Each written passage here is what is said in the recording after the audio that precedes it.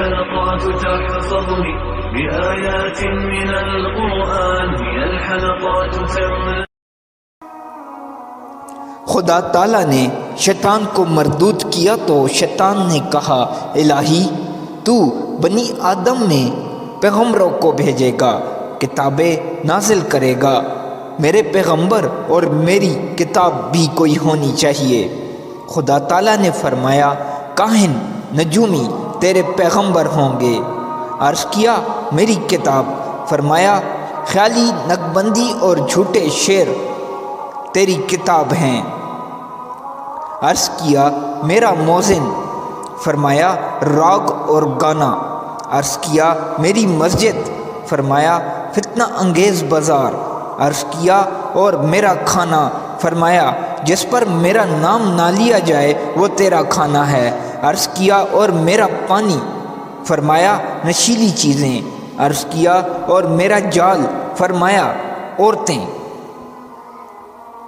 جھوٹی پیش گوئیاں کرنا، جھوٹے شعر کہنا اور خیالی نقبندیوں سے مطالبہ آمیز باتیں بنانا، راگ گیت اور گانے گانا اور مسجدوں کو چھوڑ کر بازاری مجلسوں کو اپنانا اور خدا کو بھول کر حلال و حرام کی تمیز کیے بغیر جو ملے کھا جانا اور بھنگ، شراب، چرس وغیرہ نشہ آور چیزوں کا پینا پلانا اور عورتوں کو بے نقاب پھرانا، یہ سب شیطانی امور اور شیطان کی پسندیدہ چیزیں ہیں۔